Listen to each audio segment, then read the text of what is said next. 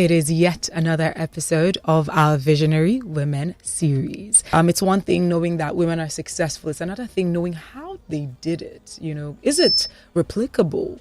Are there formulas that we could follow to ensure that we are achieving what they have achieved in our own unique ways?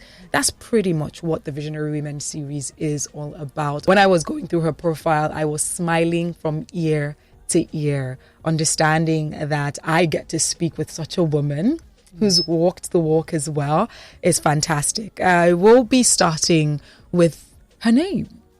She is Mrs. Odiri Erewa-Meggison, who is a dynamic and accomplished professional renowned for her comprehensive expertise in external relations, corporate communications, and stakeholder engagement. Now, she currently serves as the External Affairs Director at British American Tobacco, BAT, West and Central Africa, where she's responsible for driving BAT's external affairs and communication strategy in the region.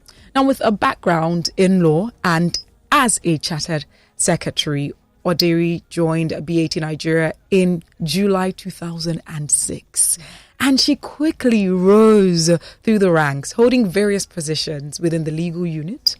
Now, following the merger of legal and external affairs, she served as the head of government affairs, West Africa area from 2015 to 2017, and subsequently as the head of legal from 2017 to 2018. And her career has taken her to different parts of the world, including an expatriate assignment to Indonesia in the Asia Pacific region, where she served as head of marketing legal.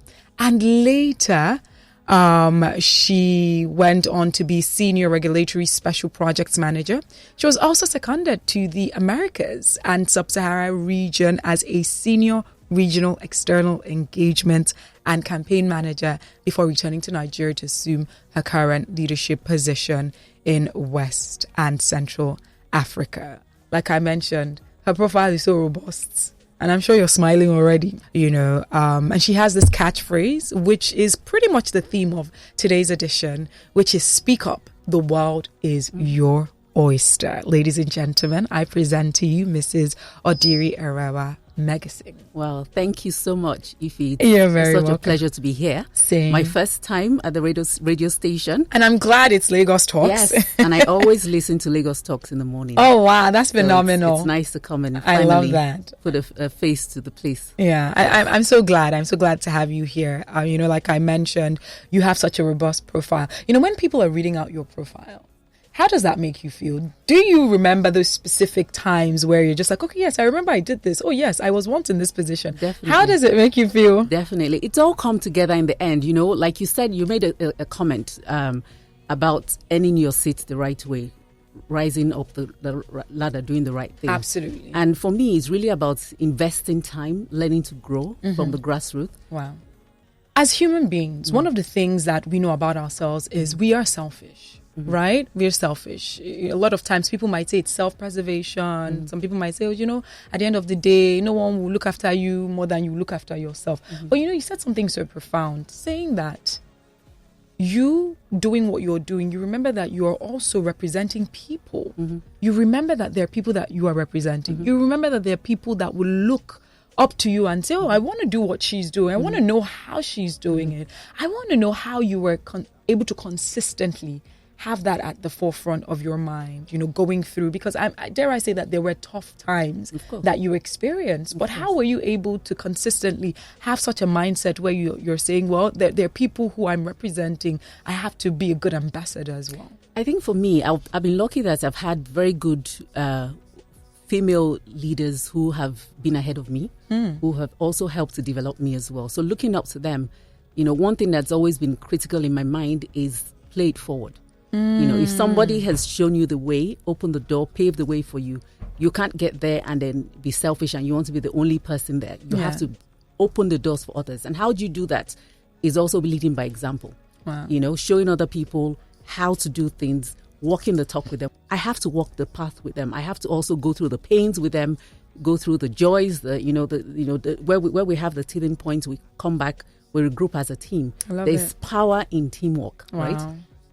How do you make sure that you're carrying everybody together? How do you make sure that there's always going to be a weak person? There's always going to be someone who's not moving at the pace that you're moving. Yes. Is noticing who that person is and pulling the person along, because when you're running a marathon, or when you're running what do you call it, a race competition, right? And you find out that you have someone who is slowing the others down, right? If you are doing it as a team, if you don't try to pull the rest along, that becomes your weakest link. You find out that at the end of the day, you will not be able to win the prize you want to win if you have left a member of your team behind. So you have to pull everybody together. So for me, it's been one of leading by example, pulling everybody together, being exemplary in what I'm doing, being fair to my team members, right? Treating everybody equally and respectfully as well. I love that. And then protecting everyone. They call me the mother hen. I protect my guys. I love it. In the open, but behind closed doors, I will tell you, I will give you feedback on the go, right? Because I want people to be the best and to continue to put their best foot forward. Absolutely. That's so brilliant. There's so many things that I want us to unpack from what you've said. So let's just peel back, because there was a statement you had made about, when you're in the room, allowing other people to also come in, getting to a position that is quite notable, but also making sure that you're leaving some blueprint or breadcrumbs, or you're just making sure that the door is open, where you're not like, oh no, I'll be the only woman, I'll be the only one. So I was having a conversation with my dad some years back when we were just talking about the different waves of feminism, right? And talking about when there was a time where women weren't allowed in corporate, maybe America or corporate Nigeria or wherever, right? And at the time where women were then allowed to get into the corporate world, there were limited spaces. And so if you're a woman that had the opportunity to get in there, you would guard it with every bit of your bone and all your strength and your might. And it seemed as though that sort of mentality, was passed down from generation to generation. Although we do have other, stories that talk about, unity amongst women, we also have these stories that talk about women wanting to be the only one or the only female in the room. And I want you to tell me, based with your experience, right, so far. I know you joined BAT in 2006. 2006. It's a long time now. It's a long time, right? I want you to tell me, based on your own personal experience, do you think that is still a mentality that a lot of women have, or this is a thing of the past where, now women are looking at opening up the door and keeping it open for other women to come? I think times are changing dramatically, right? And a lot of women now, especially in Nigeria, you see within the banking sector, a lot of women are now, blazing the trail and leading. And that shows that there's opportunities for people to grow, So I think things are changing now. And it's no longer a case where it's just one woman in the lone voice in the room. And I think the reason why that's happened is because you find out that if you have sisters, more people, of similar mindsets in the room, you can empathize, you can understand, you can make the working place more conducive for others to thrive in. And I must pride myself in BAT. One of the reasons why I've stayed so long is because they ensure that we drive diversity and inclusion. So in all parameters. So you can't be the only one. So we are very deliberate in terms of when we're recruiting. Not only are we looking for the best talent, but we want to make sure that there's an equilibrium and a balance between the male and the female. So when we have a role, it's first of all, are you competent for this job? And then if we have a male and a female, we look at the dynamics within the team to make sure that there's a balance. It's not predominantly dominated by the males. It's not predominantly dominated by the female, because everybody brings their difference. Yes. That's the most important thing. That's fantastic. Diversity of ideas, of cultures coming together, we make the world a better place. That's so beautiful. And I love the fact that you've said this and you've specifically told us how, because I've seen a lot of organizations, especially during International Women's Month, everyone wants to talk about, we are, inclusive, women-centered, but then we're breaking it down based on your numbers within, your employees or your systems. And you're just like, if you're really inclusive, why is it seeming like it's still... But I love what you've said, talking about BAT as well, making sure that equilibrium or that equality is seen and it's there. Now, just speaking about that, I want to know how you feel, being one of the two women who are members of the boards of leadership in West and Central Africa and BAT. Does it sometimes feel lonely? We're going to be 3 very soon, and before the end of year 4. Wow. So more women are coming on the board. So in terms of the deliberate attempts to get more women on the board, initially, yes, it felt there was a time when I was the only one, and it felt that, yes, I was the only one, and I had to really, as a woman, I had to assert myself. But I work with fantastic men as well who are very empathetic and who listen and are willing to, allow you to bring your difference to the table. And because it's a multinational, it's important that there's a full representative of all the different cultures, the tribes across the pendulum. So I don't feel lonely anymore, knowing that there are more women coming on board. Yeah. And we are opening up the doors and paving the way. And for me, what's most beautiful in BAT is the fact that the locals are the ones being at the helm of leadership and driving the ship for this multinational here. Oh, wow. So, having, you understand the culture, you understand the issues in Nigeria. So you being the one in the forefront and driving that, I think is truly commendable. Wow. Yeah. And you know what? We're going to get to talk about that because that's something that we're heavy on Lagos Talk sometimes, yes. talking about multinationals in Nigeria, especially, some of the leadership roles and where we discuss why it's not left for the locals, why it's not left for, the Nigerians. But before we get into that, I know that one of your catchphrases, speak up, the world is your oyster. Yeah. I want you to take us to a moment in your journey that exemplifies that statement. It could be earlier on during your journey. It could be maybe last week. Who knows? Yeah, when we one thing that we try to, from even the recruitment phase, we put you in an assimilation setting whereby we want to see how you would be able to react with different people across functions, how you'll be able to interact. And when you are in a meeting and you have different departments there, you have to be able to earn your seat. You have to be able to voice your own opinion. If you keep quiet, you have something important to say, but you're not saying it. So nobody knows what you're feeling. BAT also encourages you to mentor people globally. So I have a mentee who's based in the UK, who is working in one of the top 4 consulting Big firms. 4, okay. And she was telling me that one of the problems that she faces is that when she wants to start to present, someone always shuts her down, right? Oh, wow. Because they feel, what she's saying is not important, And I was trying to understand, why do you feel that way? When that scenario happens, how does it make you feel? And she says it's, even though she has all the ideas, but she feels very little. So I said, okay, what if you are in that conversation, you have fully prepared, and you are interrupted, and you say, please, may I finish what I have to say? And you go on and you finish your point. How do you think you'll feel after that you've made your point? And when we finished the meeting, she was able to understand this phrase that I talk about when I say that speak up. Don't be scared to voice your opinion. Everybody has something important to say, and everybody's voice is worthy to be heard.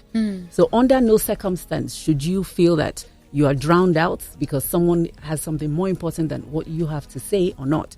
And I'm one in a room that I feel that not only should my voice be heard, but the voices of every single person in the room should be heard. So if I'm in a meeting with you and I notice you're not speaking up, I would ask you, what do you think about this, to draw you into the conversation? Because I think that no matter what you're saying, it's important and it's worthy to be heard. Yeah. Yeah? That is brilliant. We live in Nigeria, and I believe that sometimes, based on what I've experienced, and even some of my listeners when we're having conversations, is that Nigerianness or that culture of respect that sips into even the corporate organizations, right? With BAT, it's a multinational. Now, there are other organizations, a lot of organizations that aren't multinationals, and so the culture might be different. Now, for some women who say things like, I cannot say that when my boss is talking or when my superiors are talking, like, how are they able to speak up when they know that culture of respect your elders, can be talking when you're, how then do they balance that out to ensure that they're being as productive? They also are being given the opportunity based on being able to speak out, but to also ensure that they're not shooting themselves in the foot. I think, first of all, that how you do it is important. You must be respectful, right? You know that when in an environment whereby respect is the order of the day, right? So you would obviously, when someone is listening, you would speak in, you would courteously listen to what they have to say. Of course. If you have a difference of opinion, how you project your own view should also be done in a respectable way, and not, in a way that you're antagonizing the person or you're rude to them. Yes, things have changed, and we can see that the youth of today are actually shaping and changing and, disrupting the way the world operates. So, and in any organization, if you do not listen to the voices of the younger ones, you're not going to last. You're going to become extinct, become like a Kodak, who you don't follow the change in tide, right? Yeah. You have to keep reinventing yourself. You have to keep listening. So for me, I would always say that respectfully put your views across and say, yes, I understand. You must listen. You must empathize with what the person is saying. But you must say, but I think, or these are my views, right? Yes. And at the end of the day, when you have a meeting, it's always about meeting of the minds. How do you find a compromise, a middle point where everybody can agree? But what I have to say is also important. You should also listen to what I have to say. But I will say it in a respectable way, without disrespecting or discounting what you are saying. Yes. My views should also be put on the table. I love that. You mentioned reinventing yourself. Yes. I want to know how you reinvent yourself. And I want to know how you've done this from 2006 up until 2024. Well, BAT forces you to keep upping your game, because the only thing that is constant is change. So I've had so many line managers. I've changed roles so many times.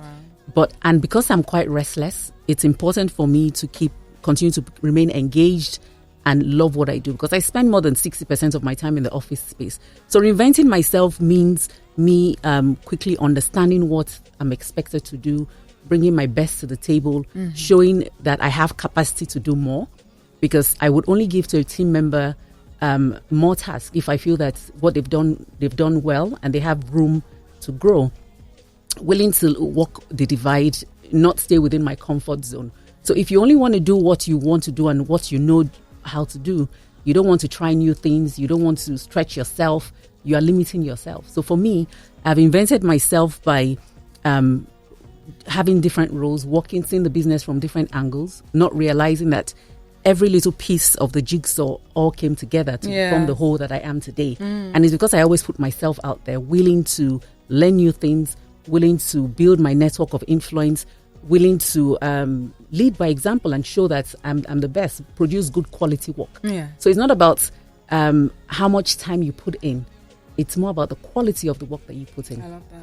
Otherwise, sometimes I often say to people that sometimes with some people you might see there's a lot of motion but no movement. Oh. Right. So people are just that is so a lot of preparation but nothing is happening. Yes. You know. So you must always make sure that you keep moving. And then you have to always check, reassess at the end of the year or mid-year. Am I really learning? Am I growing? What can I do better? How can I improve? If you don't keep assessing and asking for feedback, you never really know, what else you can do to improve yourself. Wow, that's brilliant. But by the way, in case you're just tuning in and you're wondering what's going on, I have with me the illustrious Mrs. Odiri Erewa-Meggison, who is currently serving as External Affairs Director at British American Tobacco, that is BAT West and Central Africa. And of course, this is another edition of the Visionary Women series. If you have questions that you would like to ask her, I believe that now is the best time. Send a message via WhatsApp 0809 234 5913. I'll go over that again. 0809 234 5913. I'm sure she'll be more than willing to answer. Did you always know what you wanted to do? Was this always okay, I know that this is where I want to go? I wanted to be a lawyer. Okay. And my dad encouraged me to be a lawyer. I guess because I like to read.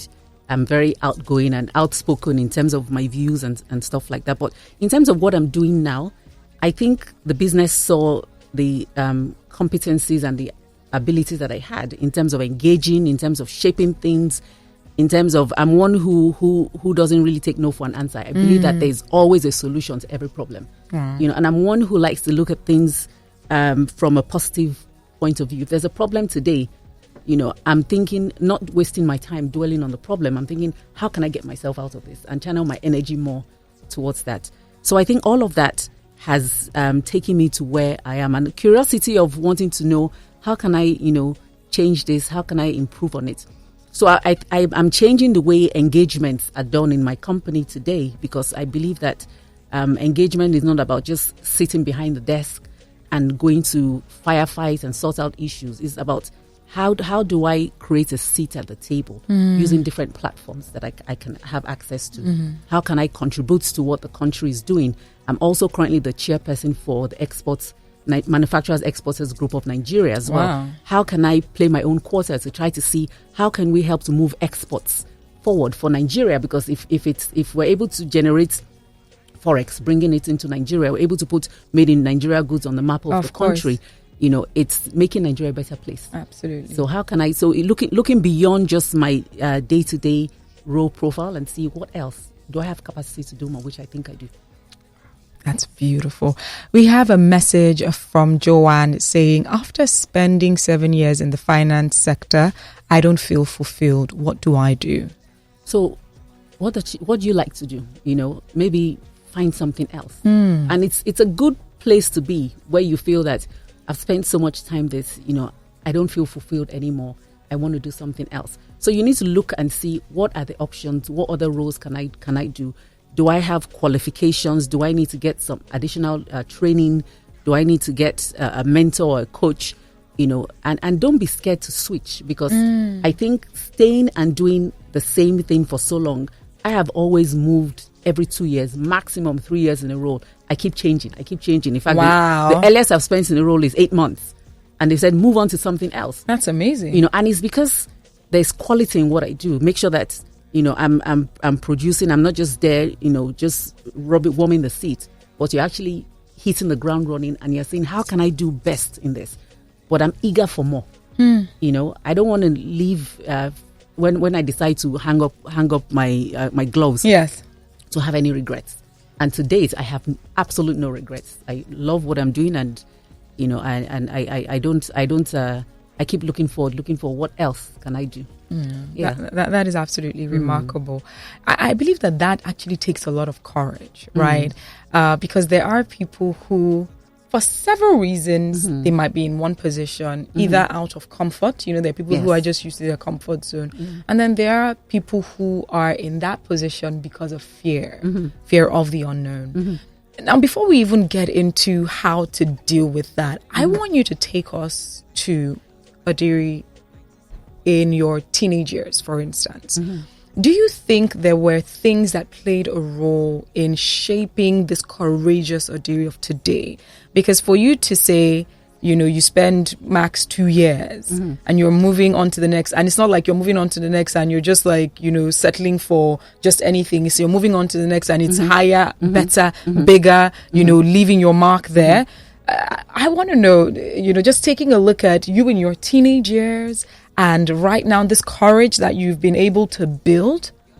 I think when I look back I had brothers, so I was always the only girl in the midst of boys. So I think that partly shaped me. And then also, my father always encouraged me to put my best foot forward and to thrive to be the best that I can, you know, and not just settle for the barest minimum. And I do the same for my daughters now. I keep pushing them and say, come on, you have capacity, go. Like when you go for race competitions, you see parents urging kids on that go, even if they're coming last. You keep urging them, you can do it until you get to the finishing line. So I think for me, it's if you stay in your comfort zone and you're just coasting, then you can't expect, nobody's going to give you a promotion. It's not going to land on your laps. Heaven helps those who help themselves. It's just like you're preparing for an exam and you're just praying, but you're not putting in the hard work. You're not burning the night oil to make sure you cover all topics, and you go into the exam and you expect a miracle. You're going to get an F9. A miracle that's the miracle you're going to get. But if you put in the time, then you will find out that you actually are able to move the dial. So I think courage, everybody has it in them. No human being is created without that life. As long as you have life, I love it. You are able to do whatever you want. You just have to make up your mind, you know, and sometimes just take baby steps. The fear of the unknown starts with the first step you take. When you take the first step, just like a baby who's crawling, who wants to walk, you take the first steps. You fall a few times, you get up, and then before you know it, you start walking, you start running. You have to keep moving. As long as you have life, you have to keep moving. and keep trying new things and learning. Wow. That's amazing. Okay, so we'll start with with Ebuka. So he talks about conflict within yourself. Yes. So how do you handle that? I think, first of all, in the workplace, as a work professional, when there's a conflict of interest, meaning that your interest conflicts with the company's interest, you have to disclose, right? You have to be transparent. Because in corporate settings, if you're not transparent and you hide something, it always comes to light some way. Where you have disclosed it, then the business makes an informed choice, right?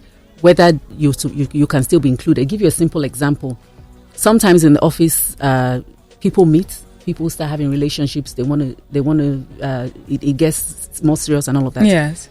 In BAT, for example, if we don't stop people from having relations, because you can't do that, right? Yes. But if, as a line manager, for example, I'm having a relationship with someone, a male, right? I have to disclose that. Why? Because I'm going to take decisions about his career. I'm going to review his performance, right? It's going to be very unfair to the rest of the team if I'm already biased. I have a conflict. Of course. I should exclude myself, right? Or recluse myself from that situation whereby I shouldn't be able to take any decision that impacts that person. Because, even if I'm objective, someone will always say I was subjective because of my conflict of interest. Yes. So you have to be transparent and you have to put it on the table. The business will assess it and they'll make that call. Sometimes the conflict might be just, a guideline of what to avoid, right? But sometimes it might be, you can't be part of this at all. Yes. Right? So I think that's the best way to handle that. You must be transparent because if you lose that trust, then it's very difficult. You can't work in an organization and grow where there's no trust. Yeah, right? Absolutely. So that's how I would advise on that one. He also talked about work-life balance. I'm very big on work-life balance. And remember, I did say some people, there's a lot of motion, but there's no movement. You have to prioritize. Not everything is urgent and not everything is important. When people come to give you a task in the office place, you who's doing the job, you have to be able to negotiate the timeline for delivery. In my younger years in BAT, when I was middle level management, when people come to me and say, "Oh, dear, I need you to do this piece of work and I need it tomorrow," I would say to my boss, "Okay, you've given me 5 things to do. Which should I drop if I'm going to deliver this tomorrow?" Because everything has timelines. Okay. Or I would say, okay, if someone is courteous enough to ask me, when can you do this? If I know that I can deliver the task on Friday and today is Monday, I'll tell you I'll deliver it to you the upper Monday. Give myself extra time. But I would make sure that on the trust, I do not deliver when I have said I have. Absolutely. Because I know that whoever I'm giving that task to is relying on that information to do something else. So I rather overpromise and deliver than promise and under-deliver, if you understand what I mean. Because if people can't trust you with a task that you say, "I'm going to deliver this on Friday," and they're chasing you for 2 weeks and you still haven't delivered, next time I won't even come to you. Oh, absolutely. I'll go to someone who I think will give me what I need when I need. And then when promotion comes or when an opportunity comes, those things are taken into consideration. All right. Now, just to Lee Sem's question, talking about pay parity and the disparity, I think I should even start with this. From your own experience, do you think that there is still some form of pay disparity between the male folk and the women? Yes. Wow. They are. And I also think that women, sometimes we don't demand what is rightfully ours. We work 2 times as hard as the men. We're able to multitask. Yes. We're able to deliver better results, do so many things at the same time. But when it comes to things about promotions or pay, we shy away from those kind of conversations. The men don't shy away from those kind of conversations. They demand what they think they're worth, to earn. So I think that, those conversations need to happen. And this goes to the point about having more women in those leadership positions, because there's no reason why a man and a woman who are doing equal job, equal output should be paid dispassionately. There's absolutely no reason. We strive in BAT to make sure that every woman and every man, if you're doing the same work, is based on performance. So how you perform, it's all graded, determines how much pay you earn. So it's not based on whether you're a man or a woman, it's based on your performance. So if you own your seat, you own your career, you own how much you grow and how much you earn based on what your output is. Before we let you go, I want you to give us a parting word for every woman, young, old, listening right now, who desires deeply in their hearts to rise to the top, whatever industry it is that they happen to be functioning in now. For me, I would say that the sky is your limit. And I say that to my team all the time. Reach for the stars. Pray to God. Put your best foot forward. And remember that you are an ambassador for other women. So keep rising.